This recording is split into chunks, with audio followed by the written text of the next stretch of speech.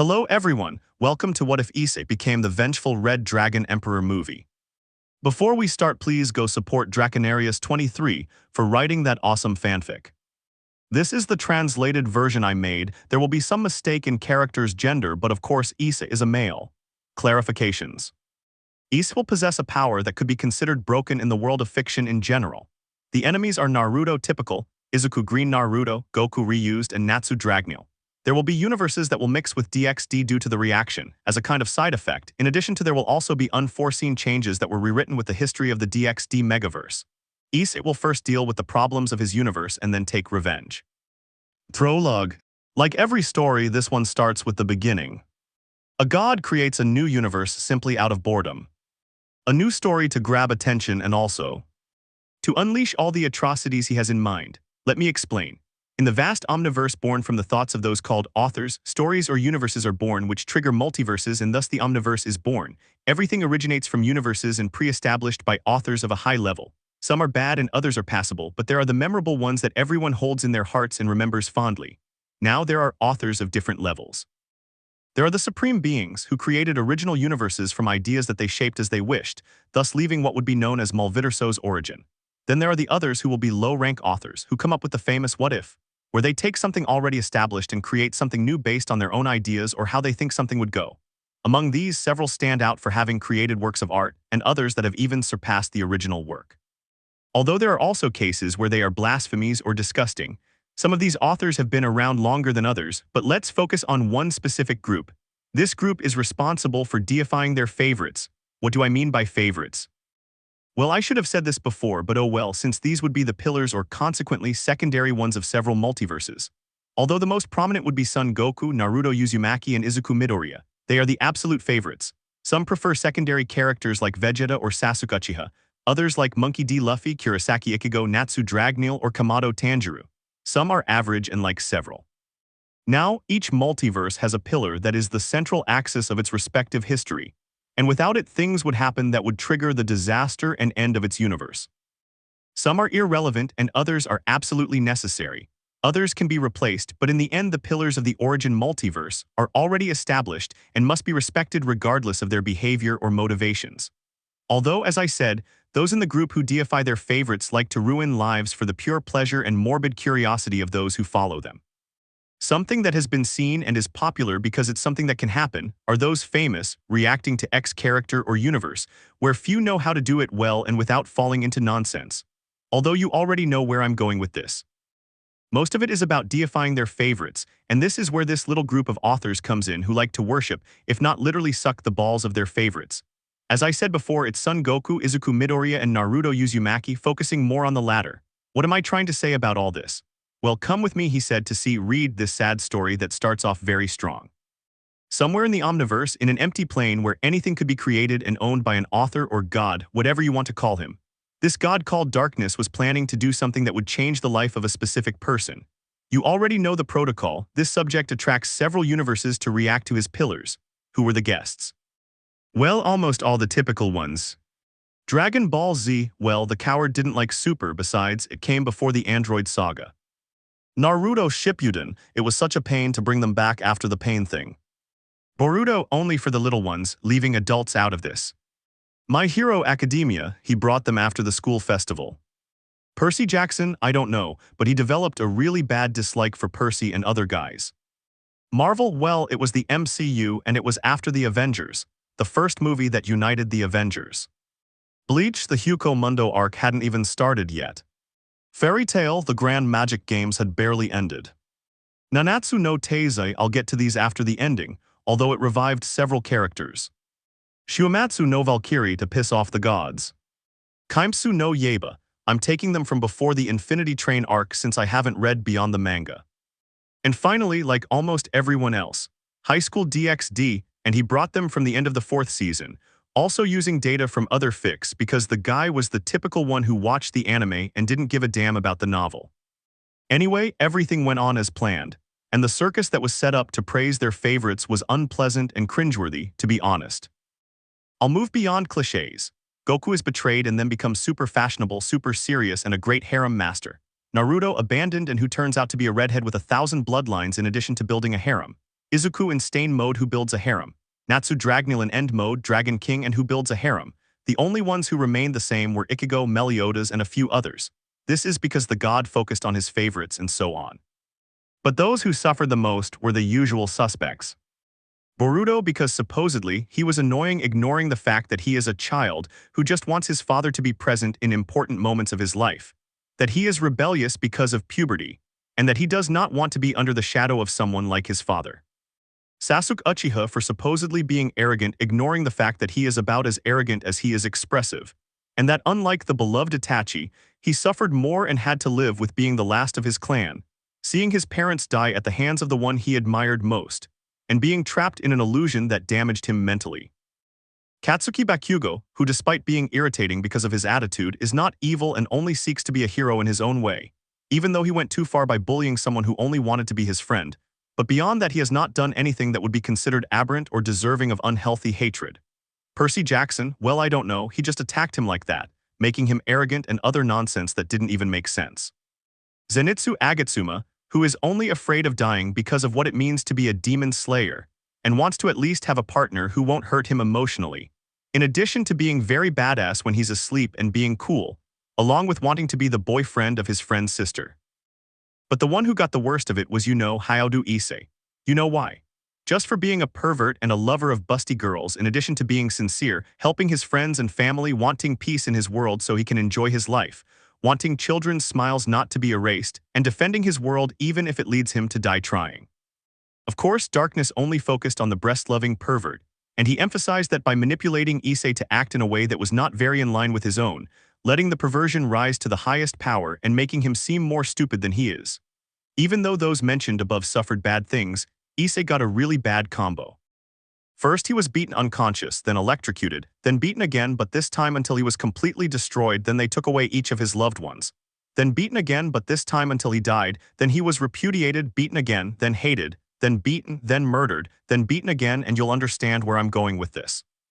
Although there were moments of peace for Issei, moments where he was himself and not what that guy wanted to show, it was all for nothing since everyone, or well, the vast majority, hated him.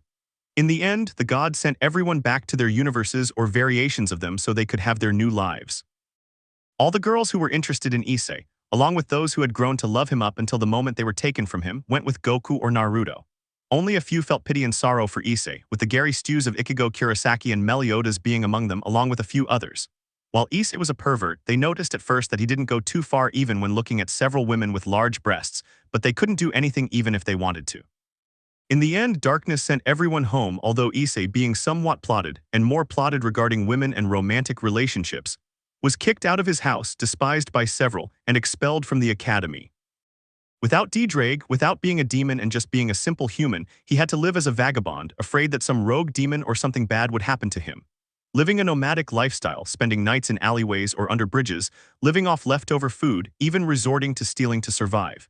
He had to leave Kyoto to go live far away from that place that now only brings him bad memories.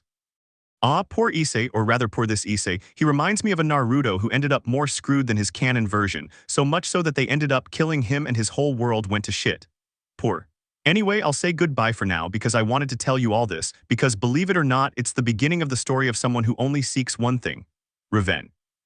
Revenge against those who harmed him, revenge against the one who manipulated his actions and turned him into something he was not. Issei will become the hand of God that will punish those who unjustly harmed him and others. He will be the vile Messiah who will bring peace and salvation to those whose existence is repudiated, those who were victims of subjects who followed their tastes. Issei will turn around. The Vengeful One. End of prologue. One great powers. Somewhere in Tokyo. It was really hard for me to get here. A young man with brown hair is seen helping at a construction site. It was hard to accept, but this is my new and miserable life. Her appearance is somewhat disheveled, with long messy hair that partially covers her eyes, which have dark circles due to her insomnia problems, and although her physical appearance is fine, her mind is not. It has been 6 months of mental torture, those memories turned into nightmares, nightmares that I lived and felt in my own flesh. The boy is almost 18 years old, does not study, and lives in a small apartment on the bad side of town. "Hey kid, I need cement here," said a man of about 37 years old with a beard and a hard look. "Yes, I'm coming," said the boy, going to get a bag of what had been ordered. His eyes don't show as much light, they've lost that sparkle that used to characterize him. I have to survive on whatever I can, I had to start working to depend on myself. I don't know how to cook but I try, I barely make it through the fortnight with what little I earn, but I still live and I honestly don't know why. The boy was carrying 2 sacks of segments over his right shoulder, heading towards the place where he had been asked. He placed them to one side of the group of 3 men who were there. It still amazes me that you can carry so much weight with that scrawny body of yours, said one of the men, about 38 years old with black hair and a somewhat stocky build. Yes, you're different from the other young people who have worked here. They don't last long in these kinds of jobs, said the man who asked him for the cement. Yes, well, I'm only doing this because I really need the money. No one wanted to hire me, the boy said calmly, since the men from the moment they met him knew that he wasn't much of a talker. I'll continue with my work, and with that he walked away, leaving the 3 of them there. That boy is suffering, said one of the men, the oldest of the 3, about 45 years old with some gray hairs visible in his brown hair and a bit of a beard. The other 2 said nothing and continued with what they were doing, although they could not deny that the old man was right. The chestnut man went to do several things or to mix things, the typical things an assistant does. My life is no longer the same without friends, parents who hate me, people who denigrated me, without that which made me special nothing. I became human again, but with a very miserable life compared to before. I don't know why I haven't committed suicide yet. Evening. Night fell and the young brunette entered his apartment in a somewhat old condominium, located in a somewhat dangerous neighborhood in the city. He came in tired from his workday because he had been working on the construction project for 2 months, a project in the city center that would be a luxury hotel. I needed the money, and that was the only place where I could get a decent pay, even with the physical effort involved. He looked inside his apartment. It was small, old, and had few things. A futon folded in a corner, a small bathroom, a small room that served as a living room, a kitchen in a corner with a small gas tank, a small refrigerator, plus some boxes where he puts the little food he buys. He had no TV or anything and barely has a used phone that was sold to him cheaply. I'd better take a bath, she said, taking off her shoes and going into her home. This is the life of Issei, just Issei since his parents decided to take away his surname and leave him as a bastard without a surname. This has caused Issei many problems in finding a job, because he needed a last name but didn't have one since they asked for it. At least the person who hired him for the construction didn't care about that and gave him the job. A bath with ice-cold water since they didn't have hot water, and after putting on something comfortable as well as eating something, he threw himself onto the futon that had been previously arranged. He turned on a small fan he had and after leaving his phone charging with the alarm set went to sleep. I just hope tomorrow will be better, he thought, even though he knew it was a stupid thing to say. Dream world. Where am I? He wondered nervously, looking all around. She barely closed her eyes to sleep and hoped she wouldn't have any nightmares about what she had experienced that cursed week. He was in a rather strange place. The space around him was black with orange and reddish touches, and he was standing on a kind of glass floor as he could see through it. Something like the fusion gate from Yu-Gi-Oh! He was nervous, a nasty anxiety was attacking him. No, not again, please, he said, throwing himself into a fetal position on the floor as a horrible terror attacked him. No, please don't do anything to me. I haven't done anything. Forgive me, I beg you. I just want to live peacefully without bothering anyone. I just want to live the rest of my life in peace, he said as tears came out of his eyes and only fear could be seen. Wow, they really traumatized you, said a male voice appearing in the scene. Please don't hurt me, I'll do anything, but please don't kill me and revive me, Issei said, frightened and getting into a begging position without even looking at who he was saying that to. The newly arrived subject frowned at that. It seems they managed to leave the brunette with a damn trauma because acting with such terror is something not everyone goes through. They broke it, you sons of bitches, the man thought angrily as he appeared before Issei. Calm down, kid, I'm not like that bastard, I won't hurt you, the man said to the fearful Issei. The chestnut tree didn't know why, but those words calmed him down, and even from the ground he looked at the one who spoke to him. He was a man with short blonde hair and blue eyes, wearing a kind of tight-fitting black suit and a white cape. Are you calm now? The blonde asked, and Issei nodded. Good, let's change this place for a more comfortable one. And after saying that, he snapped his fingers, completely changing the environment. It went from being that strange and distorted place to a Victorian-style room furnished with various finely crafted pieces of furniture. Now they were seated in the center, at a beautiful circular table with a fine silk tablecloth, on which were some delicious desserts and cups of steaming coffee. Issei was surprised, because before he was lying on the ground and now he was sitting as if nothing had happened in a comfortable chair. Surprising, isn't it? I almost came out like Stephen Strange, although I'm more powerful than the living tribunal, said the blonde, trying to be friendly. By the way, my name is Kaio, something like a reborn in the body of Kai Kisk from the Guilty Gear multiverse, he said, now referring to Issei as Kaio. And why did you bring me here? Issei asked, carefully choosing his words. Kaio sighed. Relax, I'm not like that idiot Darkness. Not everyone dislikes you because of the way you are, so relax and eat some dessert, Kaio said, calming Issei down. The chestnut-haired man looked at him for a few seconds and took a chocolate muffin to eat it. She quickly opened her eyes as wide as possible and felt an enormous force invade her body, as if every cell in her being was strengthened by having bitten into that muffin. Delicious, right? I made it with ingredients taken from Toriko's verse. You'll find the best and most peculiar ingredients there, Kaio said, smiling and surprising Issei. And this affects your body, so don't be surprised if you wake up stronger the next day, he added, surprising the brunette even more. Issei ate the muffin, feeling the energy course through his body. Then he drank the coffee, savoring its delicious flavor. After that, Issei looked at Kaio. I know you want to know why I brought you here, and it's simple. I found out what happened to you there, and believe me, you're not the first or last Issei to experience that, unfortunately, Kaio said, his eyes showing sorrow. Although Issei didn't want to remember that day, it was always present in his nightmares, which is why he had trouble sleeping. He was surprised to learn that others like him suffered from the same thing. That's become a sort of trend among gods who hate everything about you, even though their reasons for hating you are stupid and unnecessary, since they only focus on your perverted personality and not the rest of you, Kaio said, and Issei listened, looking down. Even so, there's a tiny minority who don't do that, resulting in good relations between you and the other pillars, he said, surprising Issei. But the vast majority enjoy seeing you suffer, falling into something bizarre and perverse, being worse than a pervert. Since killing someone for pleasure is the greatest sin one can commit, especially when it's someone who's just trying to live their life the way they like, he said, while Issei remained silent. The two remained silent, no one said anything until Kaio spoke again. The reason I brought you here is because, unlike others, you ended up broken inside. You're afraid that something like that will happen to you again, or that idiot Darkness will finish what he started for good. And I understand that. It's normal to be afraid because it's through fear that living beings grow and evolve, becoming stronger in the process. So seeing you and knowing that you want revenge for everything they did to you and others, I came to make you a proposal, Kaio said, becoming serious. What proposal? Issei asked, intrigued. I'll give you something to make you strong and get revenge on those who hurt you. Son Goku, Naruto Uzumaki, Izuku Midoriya, Natsu Dragneel and Adam, Kaio said, looking directly into the brunette's eyes. Issei was surprised and interested, wanting to obtain the revenge he kept hidden, knowing it was impossible for him. What do you gain from that? Issei asked, knowing that nothing is free. I knew you'd ask that, but I won't gain anything, Kaio said calmly, unnerving Issei. Huh, nothing? Issei asked, confused and not believing it. Yes, nothing, I didn't gain anything, and I'm doing this because the truth is hatred towards you, or rather, towards those of you who are good and innocent, is something that is not well regarded by my creator and others, so this is my way of contributing to the anti-bullying cause for Issei Hayaudu. Or in this case, only for Issei, Kaio explained, surprising Issei. I never expected that several people wouldn't dislike him, that they wouldn't hate that he was a pervert, that they wouldn't want to see him dead, and that they have a campaign to prevent him from harming others.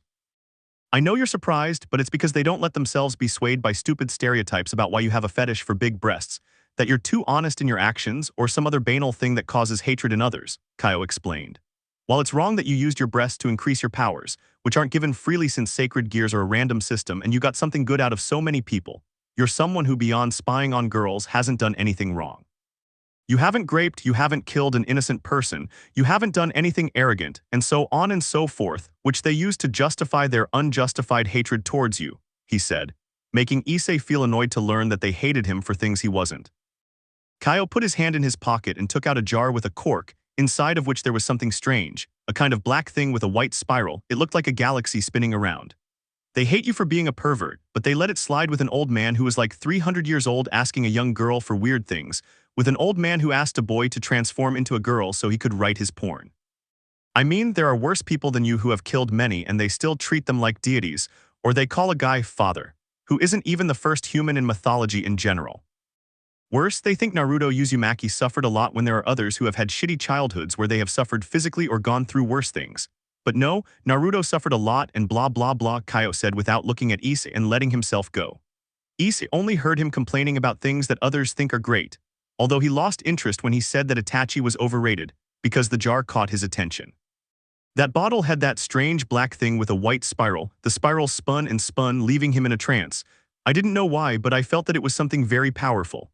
I see it caught your attention, Kaio said, making Issei look at him. This vial contains something very powerful and little known, he said, taking the vial with the white spiral.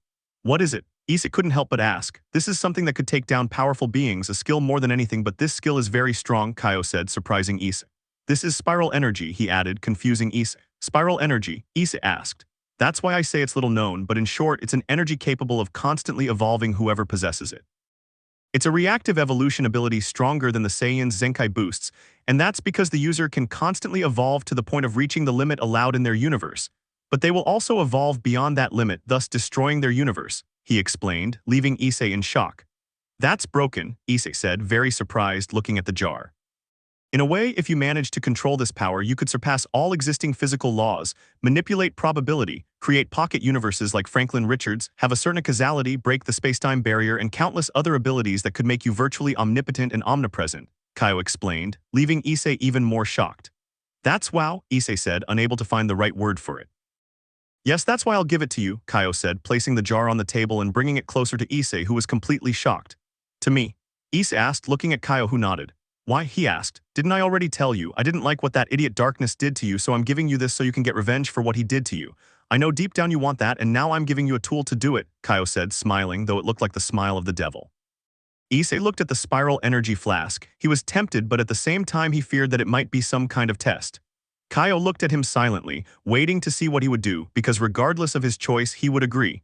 Issei swallowed hard and looked at the bottle, reached out and took it. Kaio smiled at that. Now open it, he said, as Issei reached his other hand to the cork and uncorked it. Immediately, Issei's body was covered by a dark energy that entered through the orifices of his face. Issei grabbed his face in fear, but he couldn't speak. A horrible burning sensation covered his body. He felt something strange liquefying his insides. It was a horrible feeling.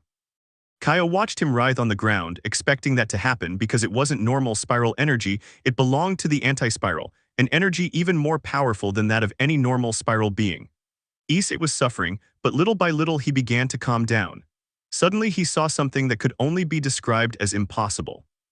He witnessed firsthand a struggle like no other he had ever seen. He was fighting a strange giant mecha, red, silver, and with a green aura. The fight bordered on the absurd, destroying galaxies as if they were nothing. That is, until the tide turned in favor of the strange mecha, which grew to an enormous size, swearing it surpassed the entire known universe. And in the end, nothing. He was breathing heavily, feeling sweat pouring from every pore of his skin. He was dizzy, his head was spinning, but beyond that he was fine. It's good that you're okay here, take this, Kaio said, handing him a glass containing a shiny golden liquid. Without thinking, Issei took it and swallowed the contents. He was very thirsty. Immediately his ill state recovered and he felt refreshed as if nothing had happened. Issei sat on the ground looking at Kaio. What did you give me? Issei asked. An omni elixir, it cures literally everything, even terminal illnesses. It's very expensive, Kaio said, surprising Issei.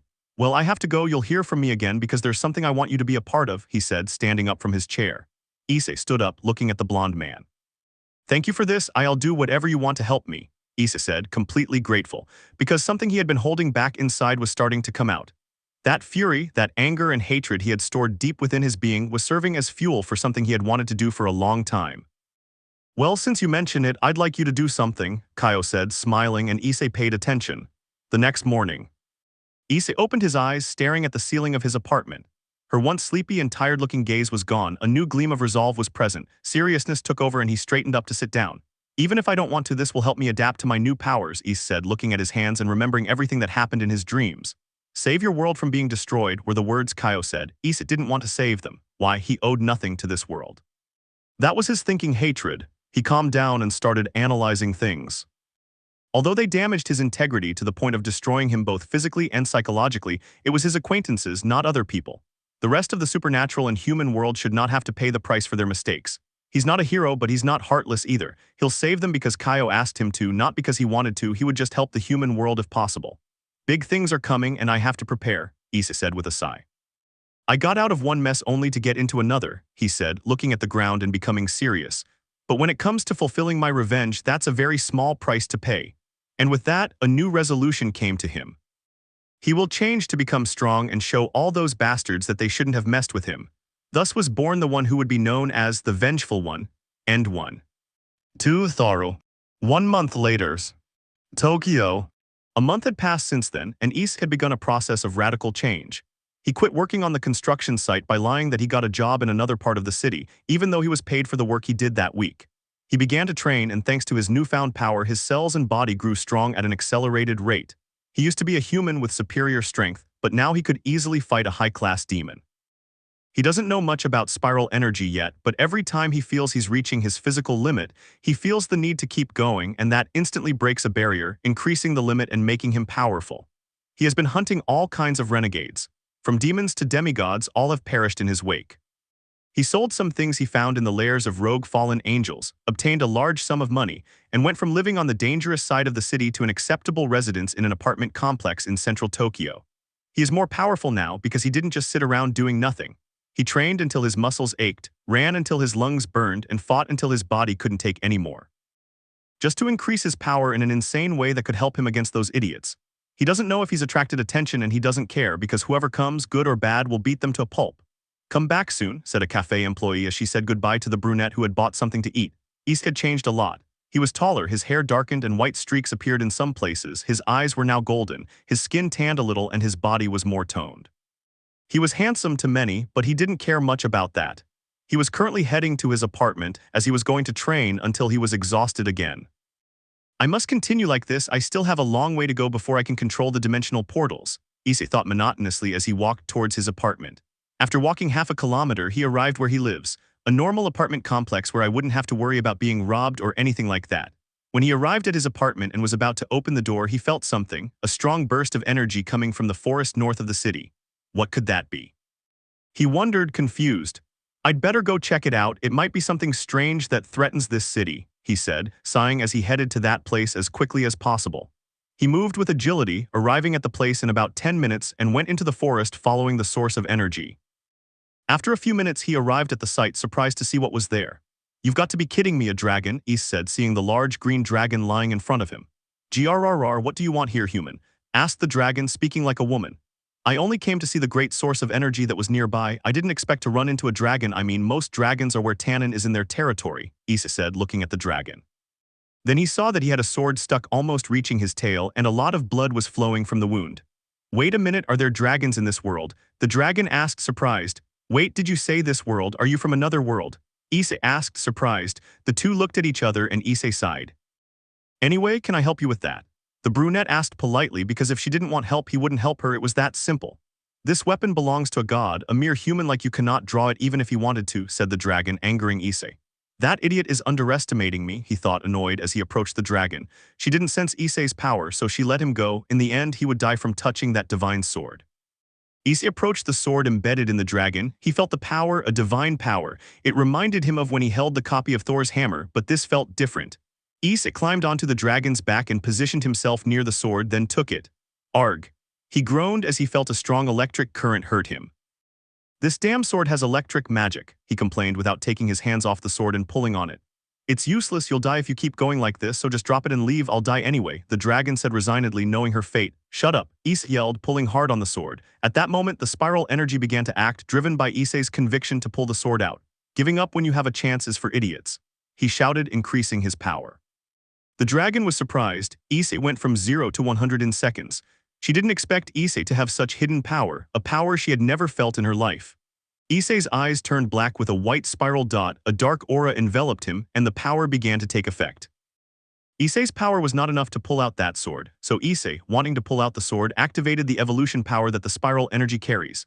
It began to evolve to improve and become stronger than the power of the swords themselves. The dragon sensed it. Issei's power was increasing with every passing second, and she didn't know why. 2 minutes had passed since it all began, and Issei had already surpassed the sword's power. It slowly detached from the dragon until he finally pulled it out. "Ah!" Issei yelled, pulling the sword out of the dragon.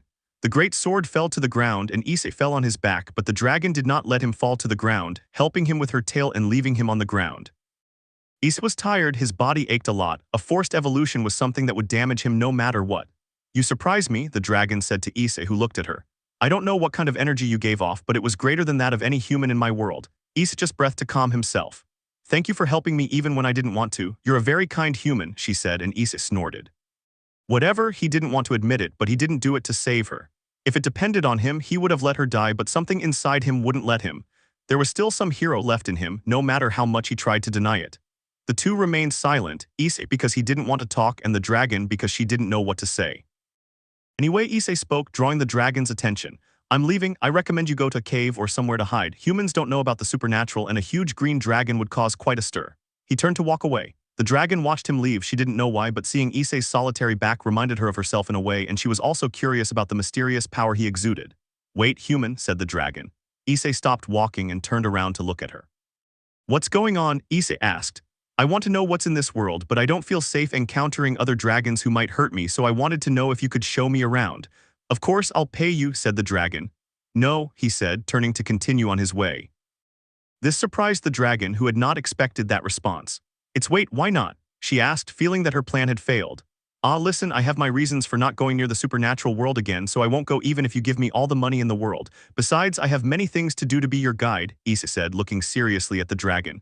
"Well, what if you show me how humans live in this world?" He asked because he absolutely wanted to know what that power was that Issei possessed. "I highly doubt you can pull off that appearance," Issei said, pointing at the large green dragon. "Oh, I can fix that," she said as her body glowed and began to shrink. Issei watched in surprise as she shrank until he glimpsed a horned female figure. There she was. She had become a beautiful woman with blonde hair with orange tones, sharp orange eyes, fair skin, and a curvy body barely covered by an old brown robe. Besides, the only thing that distinguished her was a pair of brown horns and a green dragon tail. "Well, is this okay?" she asked, looking at a surprised Issei. "Can dragons do that?" He asked in surprise because the only living dragon he knew was Tannen, and although he had a humanoid form, he wasn't human and the other dragons weren't like that. "I don't know how it is here, but in my world any being with magical energy can easily change shape," the dragon said dismissively. "Well, whatever, your horns and tail are still showing," Issei said, pointing out the obvious, but she hid them with magic. I know I'll regret this, but whatever, follow me and please change that old rag for something more presentable," she said, knowing it wouldn't be good for anyone to see her in that state. "And what should I wear?" she asked because she didn't know what kind of clothes people wore in this world. Issei took out his cell phone, turned on the data, and after quickly searching for something, showed a picture to the dragon. "This will do," Issei said, and she nodded. Once again, her body was covered in magic, and then a pink dress was on her. She looked beautiful, and Issei had to admit it. "Well, let's go now," said Issei, turning around and being followed by her. The two walked until they reached the city, and she was surprised by the buildings, seeing vehicles going around, people talking calmly, and other things that didn't exist in her world. "Wow, that's interesting," she said, looking at everything carefully. Issei said nothing and the two continued walking. She obviously caught the attention of several men because she was beautiful and normal. Issei looked bored and she looked interested at everything she saw around her. After a while they arrived at Issei's apartment. He opened the door and she went in. "Then this is your home," said the dragon, entering after taking off her shoes at Issei's request. "It's comfortable like a cave," she said, looking at Issei. "So what's your name?" He asked, heading to the kitchen to prepare something. "Oh right, my name is Thoro, and you?" Thoro introduced himself. "Issei called me," said the brunette, returning with some sandwiches. "Here," Issei handed her 5 and kept 5 for himself. Thoro took the plate with the sandwiches and looked at them curiously, then watched as Issei ate them and she did the same. He was surprised by its taste. "Wow, this is good. What's it called?" Thoro asked Issei. "A sandwich is something you can make in different ways. This one has mortadella, lettuce, tomato, and some mayonnaise," said Issei, finishing his sandwich. "Oh, I see," said Thoro, finishing his meal. Issei looked at the dragon and she, noticing this, became confused. "What's happening?" Thoro asked, tilting his head. "Well, since you're going to stay with me, I need to talk to you about a few things," Issei said, and she nodded. The two of them went to sit in the living room armchairs. "And what do you want to tell me?" Thoro asked. "Well, first I need you to help in this house because you won't be left doing nothing," Issei said, and she understood. "Oh, sure, and what do you want me to do?" Thoro asked. "Well, we'll divide the housework. I've been doing the laundry and that's how it'll stay. I'll also be doing the cooking, cleaning, washing the dishes, taking out the trash, and so on," Issei said, and she understood. "Do you know how to do any of that?" she asked. "No," said Thoro as Issei sighed. "I expected it. It doesn't matter. I'll teach you," Issei said. "Don't worry, I learn quickly," Thoro said, smiling confidently. Issei just hoped it was true. "Okay, come with me. I'll teach you how to wash the dishes," Issei said, and she followed him.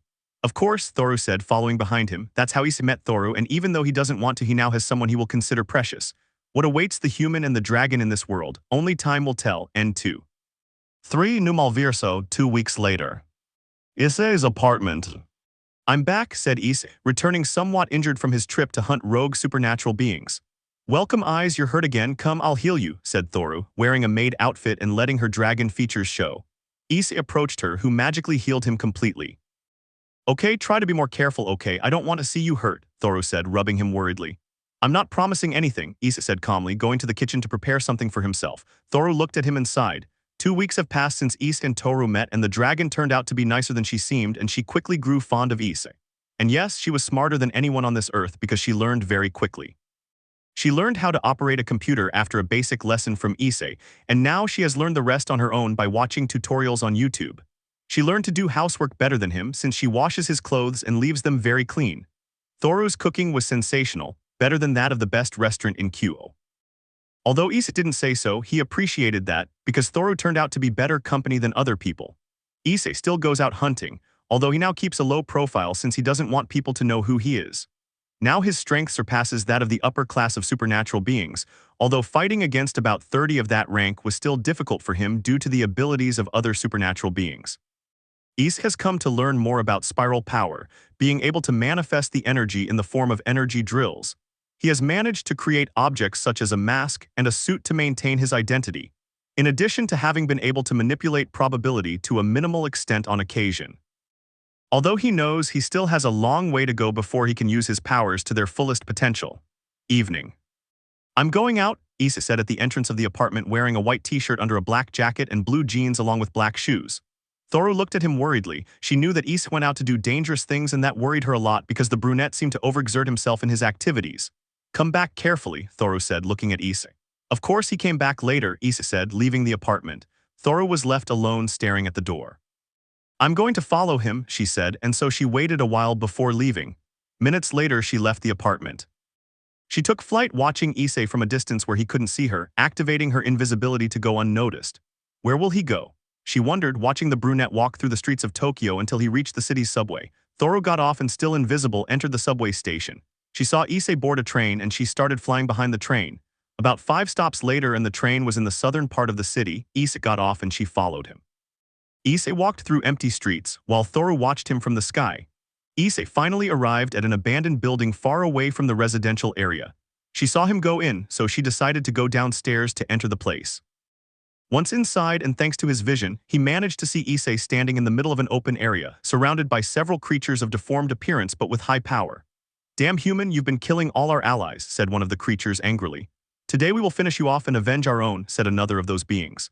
"They'll need more allies to kill me," Issei said seriously, beginning to unleash that strange power in Thoru's eyes. The creatures, who were street demons, all charged at Issei, since it would be stupid to go one-on-one. Besides, they were a bunch of lowlifes and didn't play fair. Thoru was about to intervene because she was fed up with Issei coming home injured. Although she liked healing him, it wasn't pleasant to see him so seriously hurt. But he stopped abruptly when he saw what happened seconds later. The demons were close to Issei, when his body was completely covered by dark energy and several black spikes with spirals quickly appeared and brutally pierced the demons. They were fine drills created by spiral power, and Issei did this remembering a certain creepy enemy from Resident Evil 4. The demons were dissipated into motes of dark energy, signifying that they were dead. Issei got rid of the energy above him and sighed. "Thoru, come out, I know you're there," he said, looking at where Thoru was hiding and camouflaged. Thoru was surprised, but he left, removing the camouflage spell. "How did you know?" the dragon asked, surprised. "Now I can feel the energies around me, and I always have my senses on high alert for any sneak attack, so it was easy to locate you," Issei said, approaching her. "So this is what leaves you so hurt every night you go out to fight those creatures of darkness," Thoru said, looking Issei in the eyes. The chestnut-haired man's eyes now displayed that strange black color with a spiral white pupil. "Yes, they are rogue demons that attack and devour humans. I have to eliminate them so they don't cause any more harm," Issei said, now standing in front of Thoru. "But why did you come?" he asked. "I was worried. I'm tired of seeing you arrive hurt. You worry me a lot, and I wanted to see what was wrong so I could help you," Thoru said seriously, and Issei sighed. "I'm glad you're worried about me, but as you can see, I have everything under control," Issei said, looking at Thoru, who frowned. "Even so, I won't leave. I'll follow you wherever you go and make sure nothing bad happens to you," said Thoru, making Issei sigh again because he knew this dragon was stubborn. "Whatever, let's go," Issei said, along with Thoru, leaving the place. Without noticing, a small pink snake looked at everything with interest before disappearing into a magic circle with a light pink color. Thus, both human and dragon swept through, clearing away all the hideouts of rogue demons, as well as encountering several rogue fallen angels and the occasional yokai causing trouble. For Issei, Thoru was a great help as they swept the city quickly. 3 days later. "Here, Issei, I hope you like it," said Thoru, smiling happily as he handed Issei a plate with cooked cola. Issei looked at the tail and then at Thoru about 3 more times and sighed. "You won't stop giving me your cooked tail until I eat it, will you?" Issei said to the dragon. "Exactly," she said, smiling. Issei sighed again. He tends to sigh very often with Thoru, but it doesn't bother him as she is more pleasant, although a little too intense when it comes to him. Issei looked at the tail. It had strange colors where the cut was made. He swallowed hard and brought the knife and fork closer to cut a piece. During that time, Thoru just watched Issei expectantly. Issei finally put the piece of cola in his mouth and, this is good," he said, surprised by the taste. "See, I told you I knew you'd like it. Dragon meat is a delicacy in my world," Toru said as Issei looked at her. "I'm surprised you're talking so calmly about that subject," he said because he thought she might be uncomfortable or something. "Why bother? In the end, it's normal since we eat humans sometimes, so I don't see the difference," said Thoru as if it were the most normal thing in the world. Issei said nothing, for he knew that the legends of dragons eating humans were true because a certain traitorous lizard told him that he had once eaten humans but did not like the taste and stopped doing it. Well, whatever, and the chestnut-haired man focused on eating. Thoru smiled even though she was supposed to look uncomfortable. She was happy that Issei liked her meat. Issei finished eating and let out a small burp. "It was good," Issei said, feeling full and somewhat stronger. "I'm glad you liked it. When my tail grows back I'll make you more," Thoru said, smiling. "Doesn't it bother you that he ate a piece of you?" Issei asked, looking at Thoru. "Not at all, but if you don't want to eat a piece of me and you want to eat me all, I'll be more than willing, heh, Thoru said with clear, not-so-holy intentions. Issei had the dignity to blush because being a pervert helped him understand several suggestive things well. "No, don't say that," he said, blushing. Thoru just smiled at that. He found it cute that Issei blushed because of it. Then Thoru went out to buy the ingredients for lunch and dinner, leaving Issei alone. He was left wondering what his next move should be as he still didn't know what the Chaos Brigade had planned to do. "You seem very thoughtful," a voice he immediately recognized came from the armchair to his left. "Kaio-sama," Issei said, looking at the blonde man who was sitting looking at Issei. "Hey Issei, how have you been?" Kaio asked, smiling. "Well, better than when he first met me," Issei said with a slight smile. "I'm glad to hear that, and from what I can see you have someone with you now. That's good. It's not nice being alone all the time," Kaio said, knowing about Thoru. "Yes, she's a dragon I met a little over 2 weeks ago. Her company is pleasant," Issei said, smiling. Kaio noticed that smile and smiled inwardly. "That's good, but anyway, how's it going with the spiral energy?" he asked, interested in the chestnut tree's progress. "Excellent. I have actually managed to gain control over the power of creation and some other things, although I know I still have a long way to go to achieve total mastery," said Issei, and Kaio nodded. "Yes, that energy, besides being powerful, is complicated to control, since sometimes it can be difficult to control several aspects of it, but I know you'll do it because there are those who, without being extraordinary beings, manage to control the spiral energy to a very enormous point," said Kaio, remembering a certain group of people who defeated the anti-spiral. "But well, I didn't just come to ask about your progress," he said as Issei looked at him. "Is something wrong?" Issei asked. "Oh, it's more than bad, it's problematic, especially with the fallout from all this," Kaio said, sounding annoyed. "The thing is that idiot Darkness, after putting on that circus months ago, didn't do it right and destabilized the nexus between minor universes, and well, there was a problem that ended with this universe joining other universes," he said, surprising Issei. "Wait, are you telling me there's a new multiverse now?" Issei asked, and Kaio nodded. "Basically, this universe is connected to about 5 other universes, but not merged. You can simply access them through the dimensional rift," he said, and Issei nodded. "Which universes, if I may ask?" Issei asked, intrigued. "Well, these," Kaio extended his hand and projected 5 translucent screens displaying images. "The first one to join is the Bayonetta universe, or one of its many variations. The first screen showed a beautiful, tall woman with black hair and glasses and a very voluptuous figure. Then there's the Meikenkai universe. This time he showed a video of a boy with brown hair bordering on orange, of average appearance and wearing glasses. He was with a beautiful purple-haired girl and a smiling chestnut-haired girl. There's also the Injustice universe. Now he showed an image of Superman killing the Joker with a single punch that left him looking like a donut. A variation of the fairy tale universe," Issei frowned, but was surprised to see a female version of Natsu Dragneel and one of Grey Fullbuster fighting each other while being held back by a serious Urza Scarlet. "And finally and then he showed something else that surprised Issei, a female version of Naruto Uzumaki, training alongside a female version of Jiraiya who looked too young for his age.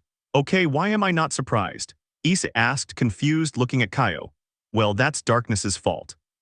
The pig wanted those universes to merge, but he focused so much on his favorites that he discarded them, and as a result, they are now connected to this universe by the dimensional rift," Kaio explained, and Issei sighed.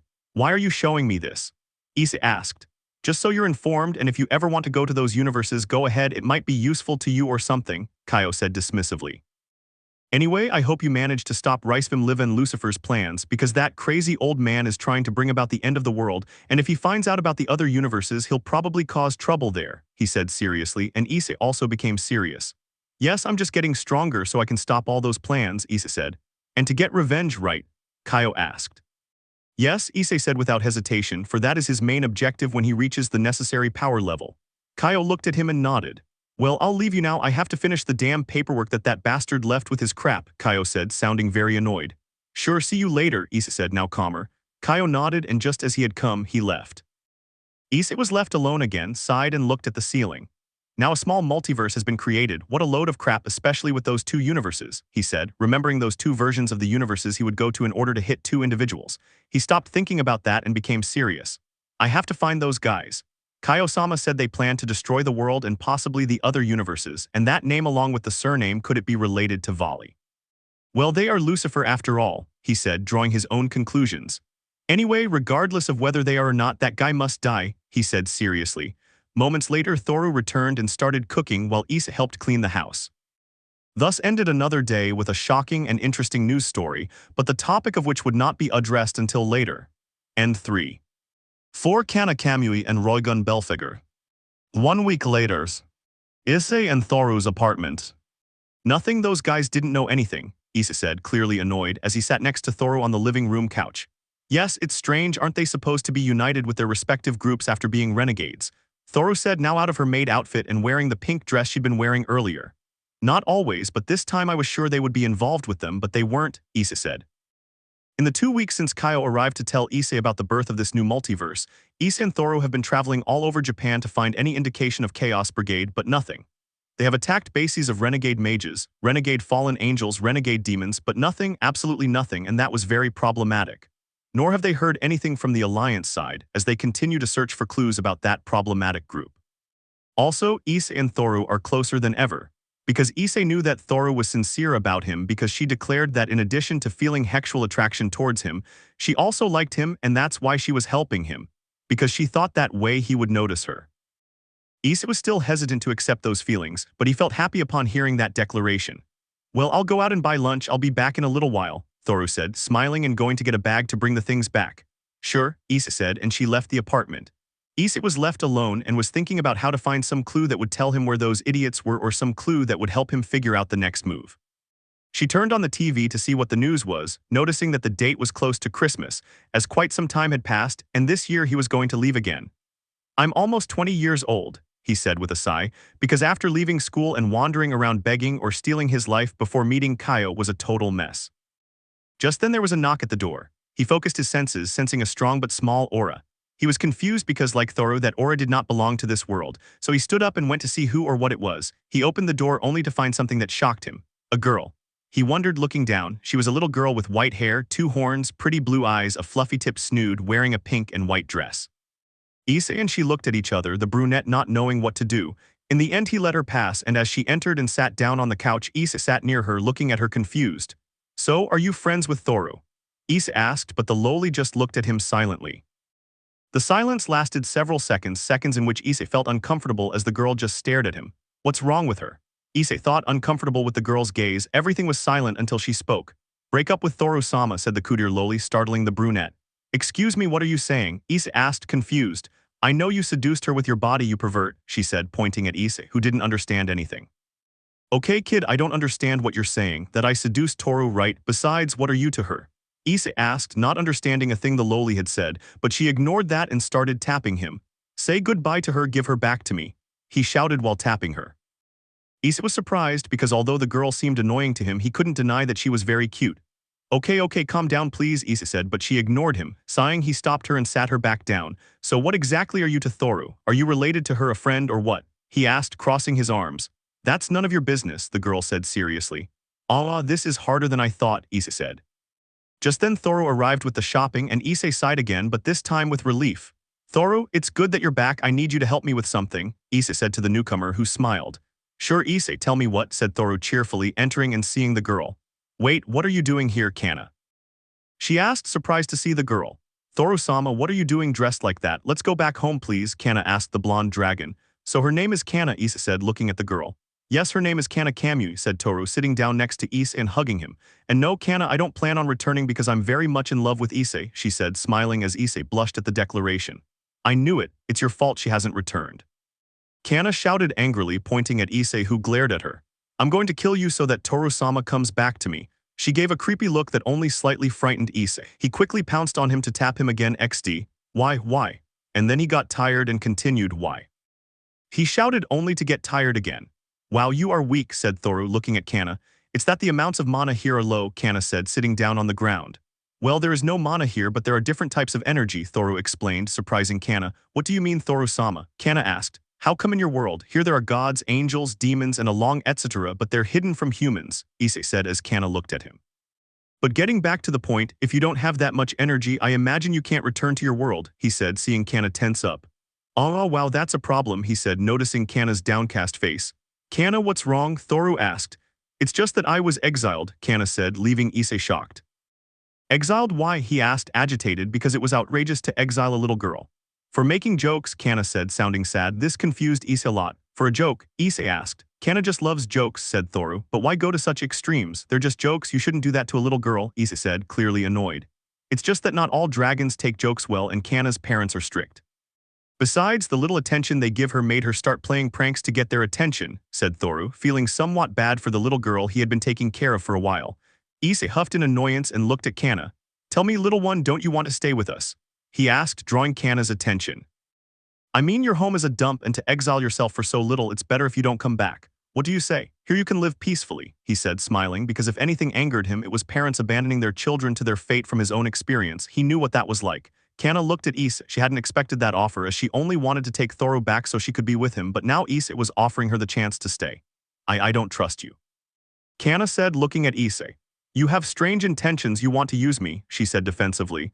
I understand the distrust. Trust is something that is built over time, Issei said, placing his right hand on Kana's head, surprising the lowly. I'm not asking you to trust me, I'm just asking you to live with us. What do you say? He asked with a gentle smile, looking at Kana, who could only cry. Issei brought her closer and hugged her while the little girl clung to him as she cried. Thoru saw that with a smile. Falling in love with Issei was the best decision of my life, Thoru thought, and so Kana joined the growing family. Later. Then take care of Kana, I have to go, said Issei, dressed in black and looking at Thoru, who was there to see him off. Seriously, you don't need any help? She asked, worried. Issei smiled. It felt good that someone cared about him. Thanks for your concern, but remember they can't beat me, Issei said, sounding somewhat confident. Thoru looked at him, then approached and hugged him. Issei was surprised but slowly returned the hug. Take care and please come back, Thoru asked, stepping back a little and looking Issei in the eyes. Issei saw those orange orbs looking at him with concern.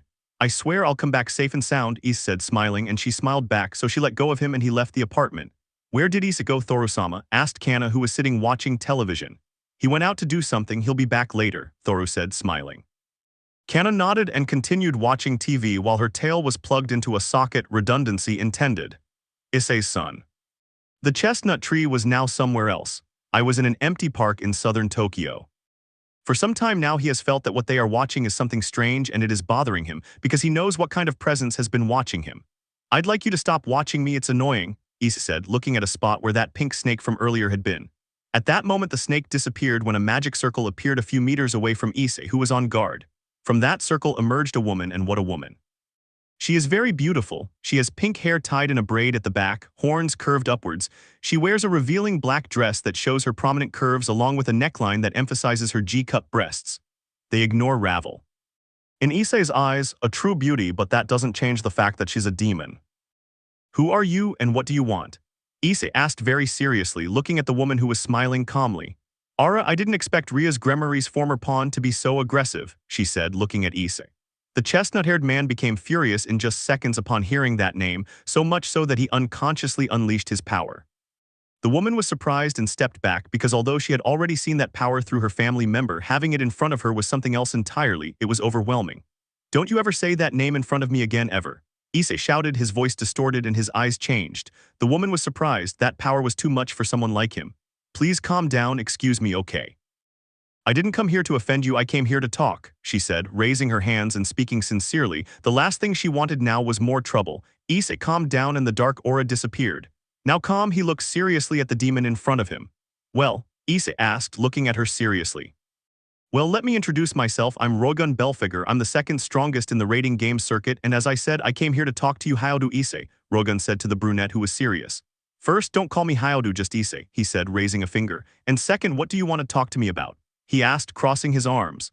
Well, I'd like to talk in a more welcoming place, she said, because she didn't want to talk in a park. Issei looked at her but didn't sense any ill intentions, so with a sigh he approached her.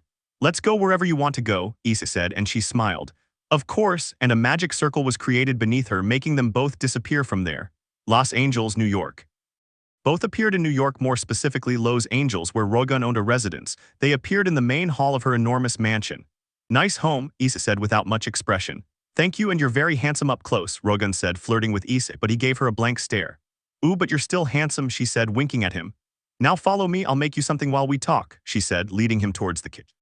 Issei followed her, and without being able to control himself, he looked at Rogun's hips that moved in a hypnotic rhythm. He had to admit that she, in addition to good eyes, had a nice butt, but he beat himself up mentally because of it. Calm down, stupid, you need to calm down, he thought, scolding himself. Rogun, who felt his gaze, smiled. They arrived at the kitchen, which had the latest in culinary attire. Take a seat there, I'll cook you something, Rogun said, pointing to a bench near a table. Issei went to sit down, watching as she took an apron to start cooking. It never crossed his mind that a high-class demon could cook, but then he remembered two people who cooked for him and frowned. You know, I heard you decided to leave Rias Gremory's entourage of your own volition, Rogun said while cooking. That's not true, I was expelled, Issei said angrily, because he was literally expelled since that imbecile Darkness took my pieces and D-Drag. I figured as much, Rogun said, noticing Issei paying attention. From what I heard, you were too loyal to her to change your mind so quickly and asked to leave her entourage, he said as he went on to prepare other things. Issei was a little surprised, as he didn't expect her to believe that. Although I was more surprised to learn that Princess Gremory decided to distance herself from everyone along with the girls in her entourage and go off with that new boyfriend she got, and even more so that her brother and his family accepted it, Rogun said while chopping some vegetables. Issei was surprised, as he was unaware of how that event affected this world. And I was even more surprised to learn of the divorce of Mao Lucifer from his former queen. Their story was always told as the most romantic among demons, and now it seems more like a fairy tale than anything else, she said, putting the vegetables in a saucepan. Issei listened attentively, wanting to know what was happening in the underworld with all these events. Well, to each their own, he seems calm even though he's a single dad now, Rogun said, looking at Issei. But getting to the point, you're looking for things related to the Chaos Brigade, right? He asked, letting what he was preparing cook. Yes, I need to find their whereabouts in order to stop them, Issei said seriously. Rogun went to the refrigerator and took out a soda to pass it to Issei and then sat down in front of him, crossing his legs. Well, I could help you, Rogun said, confusing Issei. What? Well, he didn't believe that. I said I would help you with that because that group affects demons, and as such, it is the duty of high-class demons to help, Rogun said seriously. And how does helping me benefit you? Issei asked because he didn't understand what she gained. Well, there's something I need to tell you because I want you to trust me, Rogun said, sighing as he spoke. Among the top 3 in the rating games, we did something that's illegal in several ways, he said, surprising Issei. She extended her hand and above it was projected a chess piece she had never seen before. It was a king piece. This Issei was surprised because that piece exuded enormous power more than the queen piece. It's a king piece. There are currently 12 in existence, 9 unused and prohibited. Of the 3 in use, I possess 1.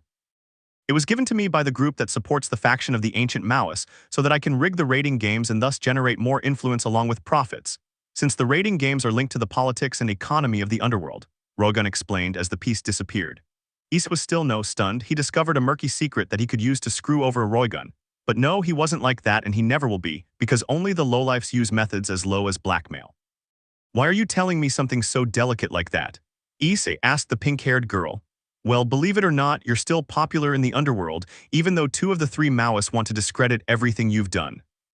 Besides, if I help you find the Chaos Brigade and you manage to stop their plans, you could help me by saying I support you. That way, when the time comes to reveal what the higher-ups are doing by rigging the rating games and using us champions, I could prevent anything bad from happening to me, Rogun said. If there was one thing she loved, it was the rating games, and she felt dirty being used that way by those higher-ups. And maybe the Belphegor clan will let me return, she added, because that was another problem. Were you kicked out of your clan? Issei asked. Unfortunately, yes, I was the leader, but the clan council decided to remove me from that position because I started participating in the rating games and they didn't like me being the clan leader. They even forced me to find a husband so I could regain the leadership, she said, looking at Issei at the end, who raised an eyebrow. Anyway, it's a win-win, you help me and I'll help you, Issei said, ignoring the look Rogun gave him. Exactly, so tell me, what do you say? Rogun asked, smiling. We have a deal, I can't refuse when you're giving me the help I've needed for a long time, Issei said. They shook hands, sealing the deal. All right, now let's eat, Rogun said, smiling as he got up from the chair where he had been sitting and went to find something to serve the food. Issei waited patiently, for he was not going to deny that he liked being attended to by a very beautiful woman. Then she served him some Italian pasta with a glass of wine from the best reserves of the underworld. Issei picked up the cutlery properly, remembering the few etiquette classes Venelana made him take to have class. Roygun was watching the chestnut-haired man eat and smiled even more when he saw the man's surprise. "Wow, I've eaten pasta but nothing like this, you're a very good cook," Issei praised as the food was delicious. "Hehe, I'm glad you like it. I've had cooking as a hobby for about 70 years," said Roygun with a proud smile. Issei nodded and felt the seasoning of her cooking made sense, since demons are long-lived and it was great that she would dedicate some of that longevity to cooking. The two chatted amiably as Roygun, even though she is from the upper class, is a very approachable woman who knows about many topics in the current human world. After what felt like 2 hours, the two were back in the park where they had met. "It was nice spending time with you," Roygun said sincerely, and Issei felt somewhat happy. "I agree, you are a very nice and beautiful woman," said Issei, and Roygun smiled at the compliment. "Well, you have my number and I have yours, we'll be in touch, and if you want to hang out, call me," and with that she said goodbye after winking at the brunette. Issei denied it. It was a very pleasant evening, even though he hadn't planned for it. Anyway, sometimes when you plan something completely different ends up happening. "Issei, you were with another woman, weren't you?" Thoro asked very seriously because he smelled Roygun's scent on him. Issei didn't know why, but he was somewhat nervous and not out of fear because he didn't know what Toru would do, and the last thing he wanted was to fight with her. "So you have to be honest with her because she was honest with him." "Yes, but not for the reason you think," Issei said, watching as her aura rose in annoyance. "Oh no, then how?" Thoro asked, crossing his arms while his index finger moved constantly. "Well, that's simple, but first let's sit down," Issei said, approaching her and taking her hand. As if by magic, Thoro calmed down and followed him. In the small room, Issei saw Kana asleep on the couch and a channel playing. "She was waiting for you," Thoro said. Issei felt unwell, so he picked up Kana and took her to Thoro's room as it was decided that they would sleep together. After that, she went outside, finding Thoro, who had a plate of food prepared by her for her. "I know you already ate out, but I still have this ready for you," Thoro said. Issei accepted the dish and went to sit at the table. Toru sat on the other side while watching him. Issei ate in silence, enjoying the deliciousness of the dish. He finished and started to wash the dishes, but Thoro wouldn't let him. "I'll take care of that," she said, picking up the dirty dishes to wash them. Issei watched her do that side. She's been good company lately, and the truth may be soon, but he likes her and he knows she likes him. Watching her wash the dishes, he decided to do something he had never done before, not even with Rias. He approached her and hugged her from behind. Thoro was surprised by that. He didn't expect such a show of affection. "I'm sorry if I made you jealous, I didn't mean to," Issei apologized, surprising Thoro. She put down the dishes, slowly turned around and faced the chestnut-haired man who was looking at her. She didn't understand how he felt, she didn't know much about him, but she still liked him a lot, and it was true that she was somewhat jealous that he was going off with another woman. So she simply returned Issei's hug by burying her face in his chest. "It doesn't matter, although if she was jealous, I imagine it was because of something you did with that woman," Thoro said with her head on Issei's chest. Issei began to stroke Thoro's hair. "Well, something like that. She wants to form a kind of partnership. She helps me find the Chaos Brigade and I help her with a serious problem she has," Issei said, pulling away slightly from the hug with Thoro. She looked at him intrigued but didn't ask. After a while, they separated. "Well, we'd better go to sleep now, good night," said Issei, heading towards his room, but Thoro stopped him. "What's wrong, Thoro?" he asked, looking at the blonde dragon. "Can I sleep with you?" Thoro asked, looking at the brunette. He thought about it, but seeing the blonde's orange eyes, he sighed and smiled slightly. "Sure, let's go," Issei said, and she smiled. So the dragon and the chestnut-haired boy went to sleep together in his room, getting closer than before. She had met another dragon, a demon with a serious problem on her hands. Now with that help, he'll be able to track down the group of idiots who are messing up this world, all while preparing to begin his revenge. End 4. 5. Reunion and surprises. 1 week later. Issei's apartment. A week has passed since Kana came to live with them and everything has been quiet. She is a good girl and behaves well, and she is very attached to Issei, who treats her like a cute little sister. He's made rapid progress with his control of spiral energy, so much so that he can now manipulate it to a far more advanced level than before. He's managed to create more than just spiral energy drills. He's created something like the Rasengan but black, and it deals more damage than a damn Rasen Shuriken. In addition, he has managed to create a state he calls Rasen Mode, which covers his body in spiraling energy, giving him a kind of black armor that amplifies all his abilities. His appearance is like seeing a celestial sapien from Ben 10, but without their overpowered abilities. However, he can manipulate probability and quickly transport himself between dimensions, as he accidentally arrived in the Fem Naruto universe, but he was quick because he didn't want to go there at that moment. He was currently sitting watching television with Kana sitting on his lap. "What were you watching?" Doraemon the Cosmic Cat. Kana was fascinated by the program, while Issei reminisced about times when he was just a somewhat perverted child, because his grandfather taught him that from a young age. Who watched television fascinated. Thora was happier than usual because sleeping with Issei made her feel like she was getting closer to him. Then, ding dong. Someone rang the doorbell. I'll go and see, Thora said, smiling as he went to answer the door. Issei was relaxed, just focusing on watching TV with the lowly on that. Issei, there's someone outside who says they know you, Thora said seriously. Issei looked at her and was confused. He craned his neck a little to see who it was, encountering an unpleasant surprise. Azazel, he said with disgust. The fallen angel and still leader of Gregory, Azazel, was at the entrance of Issei's apartment looking at him with a complicated expression. Hello, Issei, Azazel said, greeting her though he was uncomfortable. Issei left a confused Kana on the couch and stood up, going to where the fallen man was to confront him. What do you want, Crow? Issei asked, arms crossed. Azazel wanted to get angry at the insult, but he deserved it. Can we talk? Azazel asked, even though Issei was tempted to tell him to go to hell, but he calmed down because all information is good for finishing off Chaos Brigade. Come in, he said, and the fallen man nodded. They were now seated at the table where they ate, and Thoro politely served some tea to Azazel, who took it while inspecting the blonde who was giving him a dirty look. You certainly don't waste any time, you already have a new girlfriend, Azazel said, smiling and trying to lighten the mood. Speak quickly, what do you want? Issei asked, not in the mood for nonsense. Azazel sighed and became serious. I know what happened to you there that time wasn't nice, believe me, I didn't want to do any of that or say anything either, Azazel said, lowering his gaze in embarrassment. Issei looked at him, wanting not to believe him, but he was living proof that it was possible. Although it still bothered him to see his face, he had to endure it. I've come to apologize, I've never been like this with anyone in my life.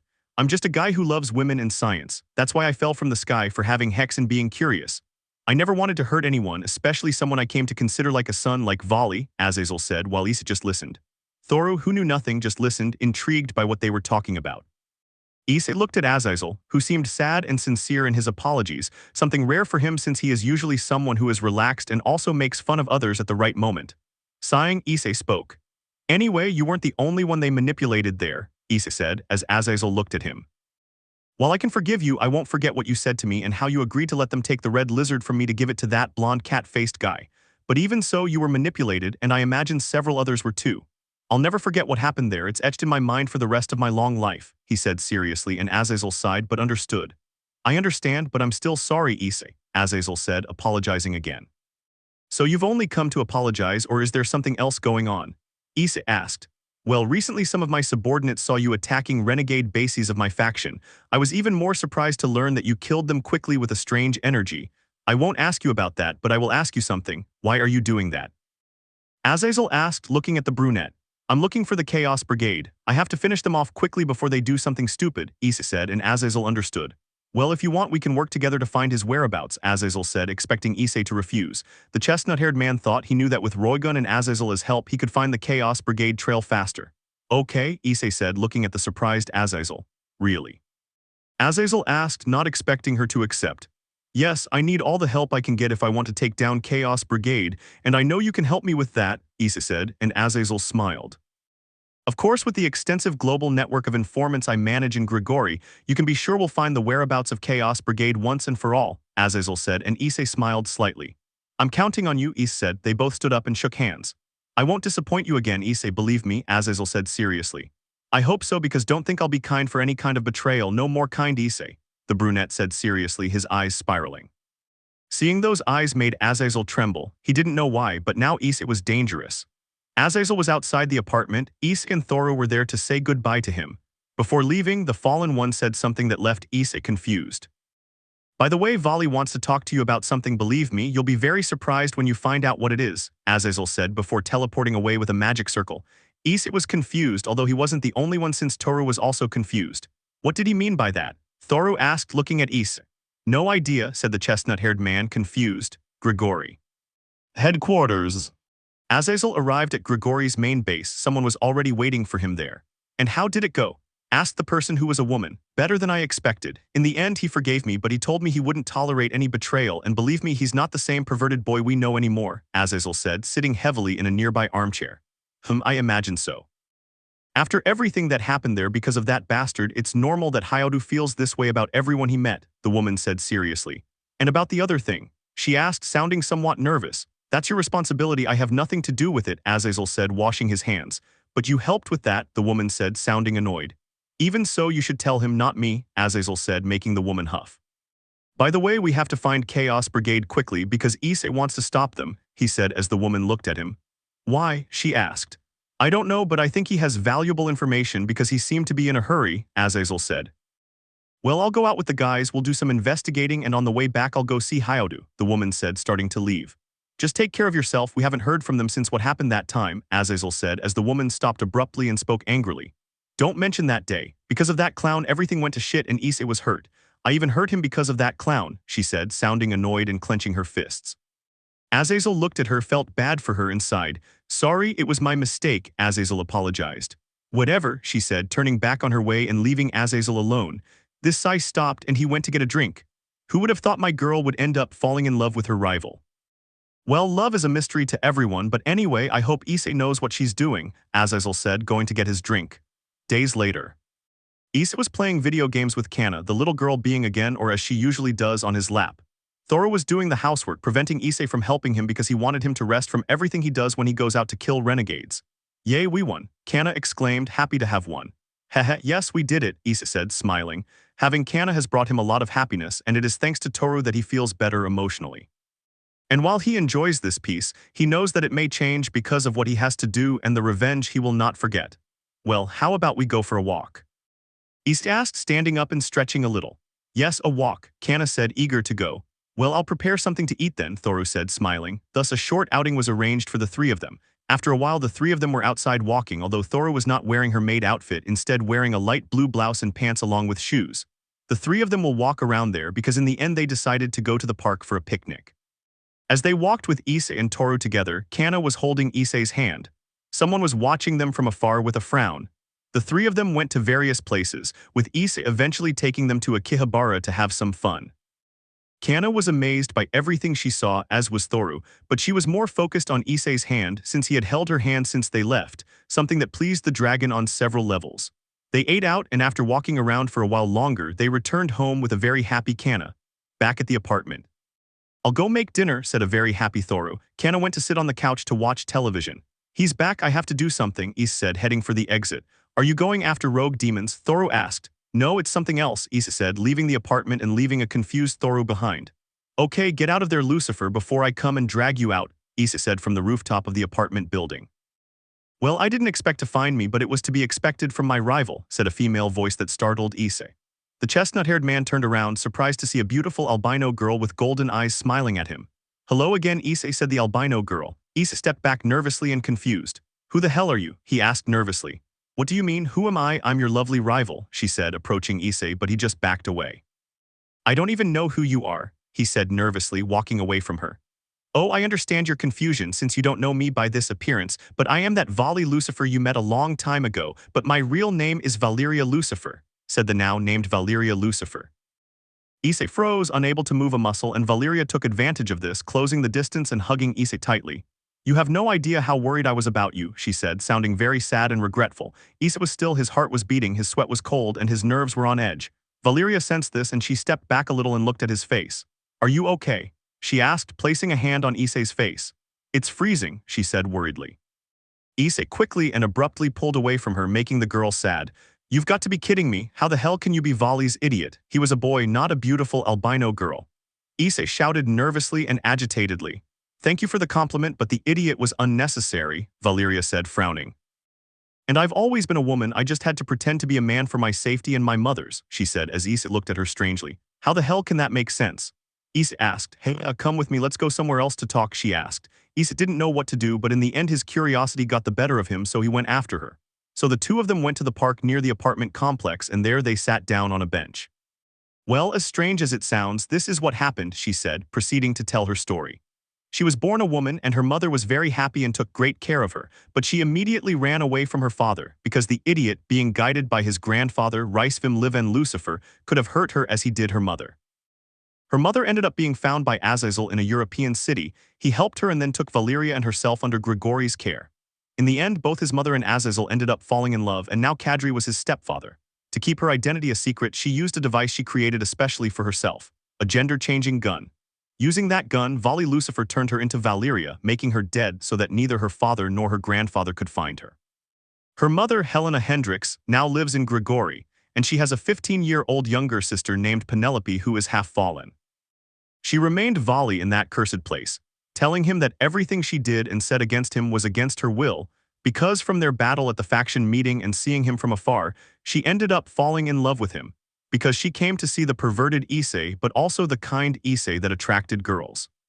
She told him that she suffered from depression after that, and it wasn't until recently that she managed to get out thanks to the help of her family, and so she came to him to apologize and start over, but now as Valeria Lucifer and not as Vali. Issei was silent, surprised by the origin story of the girl beside him. She leaned forward, resting her head on Issei's shoulder while crying a little. "Forgive me, I didn't mean to hurt you, I didn't want any of that, I just wanted to get closer to you, get to know you and reveal who I really am to be with you," Valeria said, crying. Issei sighed. He never liked seeing a girl cry. He wrapped his arms around Valeria and hugged her while she just cried on his chest as Issei gently stroked her back. "Listen, it's still hard for me to accept that you were a girl all this time, but I can get used to the fact that Vali Lucifer doesn't exist and that she's really Valeria Lucifer," Issei said. "I forgive you. I know that no one did that on purpose, that they were vilely manipulated. In fact, I was planning to go to my parents' house to see if they'd gotten over what happened," he said as Valeria looked at him. "I know that forgetting is difficult, even more so than forgiving, but all of that will just remain a bad memory, so don't worry anymore because I don't hate you. Although, honestly, I did come to hate all of you, but that passed when I found out that bastard controlled you to screw me over," he said, looking at the waning moon. Valeria felt relieved. She had feared that Issei would hate her or push her away, but he accepted her and forgave her as well. "So let's forget that, and like you said, let's start again. In fact, let's start now," Issei said, stepping back a little from her and smiling as he extended his hand. "Nice to meet you, I'm Hayato Issei," he said, and she smiled, taking Issei's hand. "It's a pleasure likewise, Issei. I'm Valeria Lucifer, I hope we get along well," Valeria said, smiling. Thus a relationship is repaired and a new friendship is born, along with a new opportunity to forgive everything that was done based on manipulations by a third party. "So this is why you came here, to be with another woman who has a dragon aura," said an annoyed and jealous Toru who arrived after sensing Issei with someone. "Oh, Thoru, it's not what you think, so please don't exaggerate," Issei said, noticing that Thoru was annoyed. "So who is she, Issei?" Valeria asked, looking seriously at Thoru, who returned her gaze. "She is Thoru, a dragon from a different world than this one, and she is," Issei said, and was about to say that they lived together when Thoru interrupted him. "I'm his partner, I'm Issei's partner, and he's my man," Thoru said, looking at Valeria, who raised an eyebrow. "Yeah, right, besides you don't know Issei and he intends to have a harem, so forget about monopolizing him because I'll help him get women who are really worth it and who love him for who he is," Valeria said, standing in front of Thoru, who was surprised but calmed down. "A harem, I see, but that doesn't matter because I'll be the first," Thoru said, smiling. "And who told you that?" "Don't dream that it was me," Valeria said. The two girls stared at each other seriously. It looked like they would kill each other, and Issei sighed. "Calm down, please, don't make a scene, besides I'm not looking for a girlfriend right now," Issei said, standing up. "But you'll already have girls after you, so don't worry, dear, I'll help you with that," Valeria said, approaching Issei to give him a kiss on the cheek, much to Thoru's annoyance and Issei's surprise. "I have to go for now, but I'll come back more often to make up for lost time. Besides, Dad told me you're on the trail of the Chaos Brigade and my team and I will help you with that," she said, smiling. "Thank you for your help," Issei said.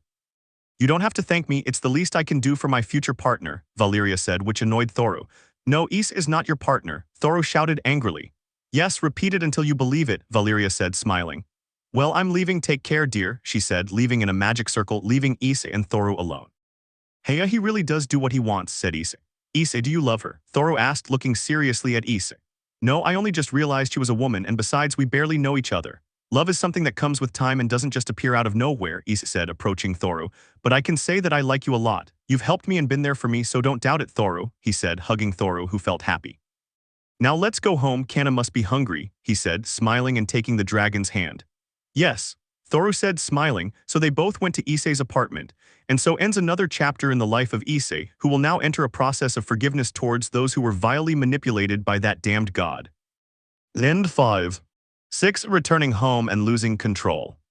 1 week later. Kyoto, Japan's.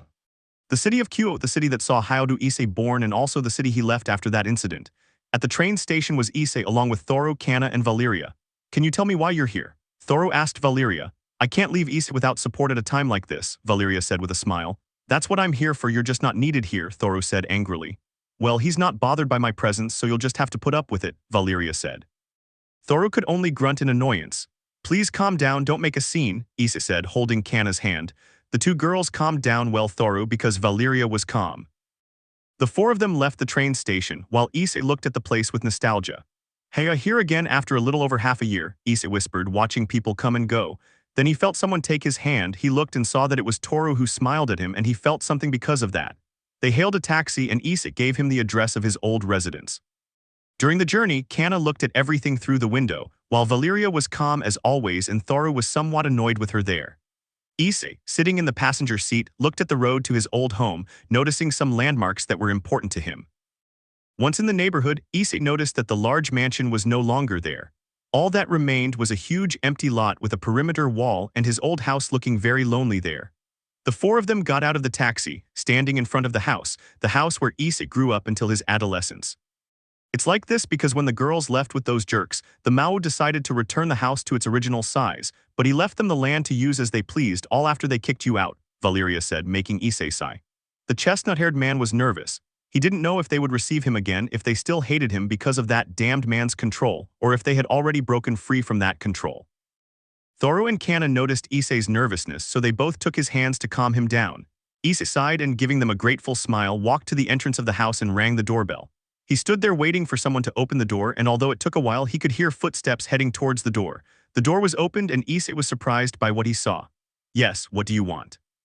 asked Miki Hyodu, who looked more haggard and had dark circles under her eyes, in addition to showing signs of malnutrition and having been crying all this time.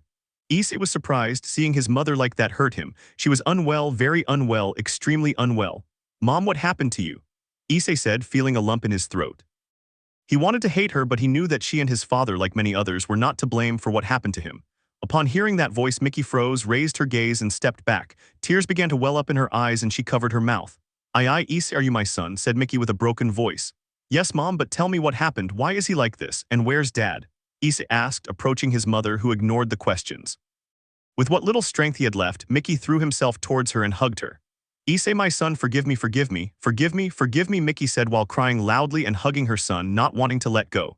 Issei couldn't take it anymore and, hugging his mother, burst into tears, not caring that they were watching.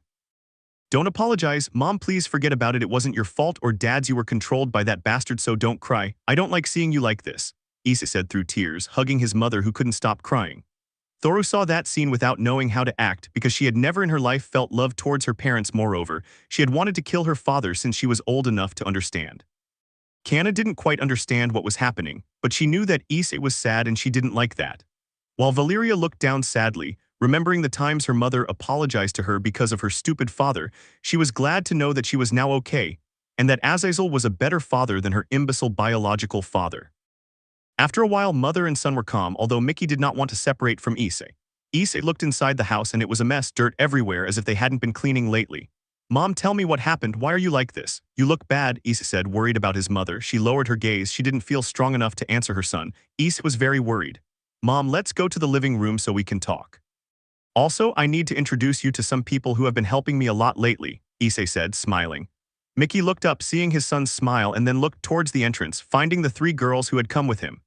Issei carefully led his mother to the living room, which was dirty and disheveled, something that surprised everyone. "I'll clean," said Toru, going to get the cleaning supplies. She returned and quickly started cleaning, literally, as she moved at high speeds, cleaning the room, leaving it spotless and with 2 black bags full of the trash that was scattered everywhere. Miki didn't expect that, but she was already used to all kinds of crazy things that this world holds, so that it no longer surprises her. Then everyone was sitting in the living room armchairs. Toru had taken the trouble to prepare something to drink, and now everyone was silent until Issei decided to speak. "Mom, tell me what happened since then," Issei asked, standing next to his mother. Miki felt a lump in her throat and tears threatened to spill out, but she held it in and spoke. "Son, ever since we kicked you out," she said, her voice heavy with pain. "Everything happened so fast we don't even know how it happened. Surzet-san told us he'd give us back our old house since the girls wouldn't be here anymore. He just left us the land. And from then on, things just got worse. 2 lawsuits after you left. We finally regained control, and we felt a huge pang of despair for what we did to you." She started to cry, but she didn't stop. "Your dad and I searched all over the city for you, but we couldn't find you, and we thought something bad had happened to you. Your father fell into a depression and couldn't go to work anymore. I didn't know what to do either. We were so sad and worried about you," she said, making Issei feel like crying. The girls were silently listening to everything, feeling the pain with which Miki conveyed everything. "Those were difficult months. We survived on the money. Surzet-san left us from your series, but recently something bad happened. Your dad," Miki now began to cry a lot, while Issei felt a sudden chill run through his body and sensed the worst. "What happened to him?" Issei asked, his heart pounding. He died a week ago. He committed suicide, Mickey said, bursting into tears again as she hugged her son. The girls were surprised. Valeria hadn't expected that since Azazel wasn't aware of it, even though he was the only one who bothered to monitor Issei's parents. Thora was surprised. She knew about suicide but didn't expect that her beloved's father had committed suicide.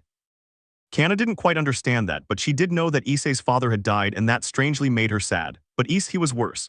Her mother's words kept repeating in her head as she felt an emptiness in her chest and a tight lump in her throat. His father was dead. He had committed suicide. He is no longer here. He left this plane. He is dead. Issei was in shock while tears streamed from his eyes. His father, a man who watched him grow up and taught him many things, someone who loved him despite everything and who had to be manipulated along with his mother to hate him. And even then they couldn't do much since in the end, he regained his composure only to end up taking his own life. His mother, from crying so much, ended up falling asleep, but Issei remained motionless in his place. Valeria, seeing this, became worried, so she took Mickey and moved her away from Issei, but she was surprised by the force with which the woman was terrorizing Issei. He managed to break free and went up to his room, leaving Thoro and Kana with Issei. Thoro became worried and sat down next to Issei. "Issei, are you okay?" Thoro asked, putting a hand on his face while trying to wipe away the tears that kept flowing. Issei heard Thoro's voice and spoke. "No, Thoro, I'm not okay, not at all," Issei said, sounding empty, which surprised Thoro. Issei gently took Thoro's hand and moved it away from his face to stand up. Issei said Thoro worriedly. "I will go for a walk," Issei said, starting to walk and leaving the house in cold silence. Kana wanted to go after him, but Thoro wouldn't let her. "He needs some time alone, then we'll go to him," said Thoro, and Kana reluctantly agreed. Some time later, Issei stood in a vast meadow in the middle of nowhere, still wearing that expression of profound sadness. He didn't know how he got there. He only wished to be far away from everyone, and in the end he ended up in this place after a strange black portal opened. He stood there staring into space, his mother's words echoing in his head. "Your father committed suicide." These were words that penetrated the deepest part of his soul and like an insistent echo were repeated countless times. Why? Why did he commit suicide? Was it depression? Why was it because of him? Why was it sadness? Why? Issei's expression then changed. His gaze was dark, his eyes spun like a white spiral that could absorb everything. A black aura as black as the void of space began to come out of him. The area around him shook a lot, so much so that several fissures began to open in the ground. The little space around Issei deformed in a surreal way, transforming into a black space. And then it happened, he broke down.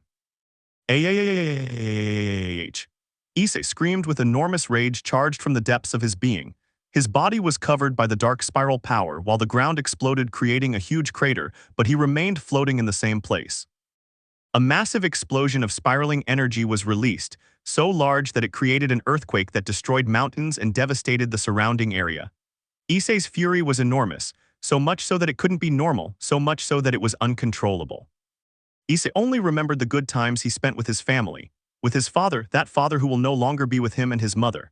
That father who took his own life, that father who was driven to suicide because of the manipulation of that damned god who made them hate him. That accumulation of anger and negativity erupted in a way that caused Issei to break several limits quickly and constantly, causing his physical body to be destroyed and rebuilt just to adapt to the power released. Issei screamed, releasing a ridiculous amount of energy that warped the space around him and made that power felt throughout the world where he was.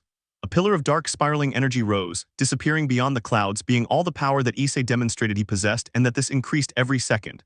Several beings of great power in that world felt that power, a terrifying power, a power that could be the end of everything. "Damn, this is bad," Kaio said, appearing on the scene. He was in his office dealing with some matters related to the search for darkness, but they still hadn't found that faggot, when suddenly an alarm went off, and one of the screens in his office showed Issei carelessly releasing a huge amount of power. So before everything got out of control and the chestnut-haired boy broke the boundary of that universe quickly and it was destroyed, he had to go and calm him down. So now he looked at the angry Issei there. "In the distance I notice a colossal snake-like dragon flying towards this place, so I act quickly." So without fear he approached Issei and touched his head, a pulse of energy, and then it was all over, holding Issei by the right arm so that he would not fall through the crater he created.